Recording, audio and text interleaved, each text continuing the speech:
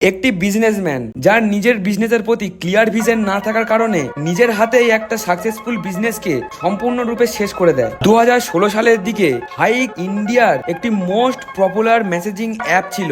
Message, payments, news, games, map এই সমস্ত ফিচারের কারণে হাইক একটা পপুলার অ্যাপ হয়ে ওঠে। ইনভেস্টার্স অ্যান্ড নিউজ অ্যানালিস্টরা মনে করতেন হাইক ইন্ডিয়ার নেক্সট টাটা অথবা রিলায়েন্স হতে পারে, কিন্তু হাইকের ব্যালেন্স শিট অন্য কথাই বলছিল। রোজ নতুন নতুন ফিচার্স অ্যাড করা সত্ত্বেও হাইক মার্কেটে সাস্টেনেবল প্রফিট গেইন করতে পারছিল না। হাইক বুঝতেই পারছিল না যে তার কি অ্যাপ হওয়া উচিত, আর এই মাল্টিপল ফিচার্স এর কারণে মানুষরাও বুঝতে পারছিল না যে তারা কি পারপাসে এই অ্যাপটাকে ইউজ করবে। একদিকে হোয়াটসঅ্যাপ ক্লিয়ার ইন্টারফেস এবং একটাই ফিচার্স মেসেজিং এর উপর ফোকাস করেছিল, অন্যদিকে হাইক গেম, ম্যাপ, পেমেন্ট এইসবের মধ্যে কোথায় যেন একটা হারিয়ে গিয়েছিল। আর এই ডিস্ট্রাকশনের কারণেই হাইক ধীরে ধীরে তার ইউজার বেস হারাতে থাকে। উইক বিজনেস মডেল, ভুল স্ট্র্যাটেজি আর অপ্রয়োজনীয় ফিচার্স এর কারণে হাইকের পপুলারিটি আস্তে আস্তে কমতে থাকে। ফাইনালি 2025 সালে 23শে সেপ্টেম্বর এই কোম্পানিটি সম্পূর্ণরূপে বন্ধ হয়ে যায়। হাইক হলো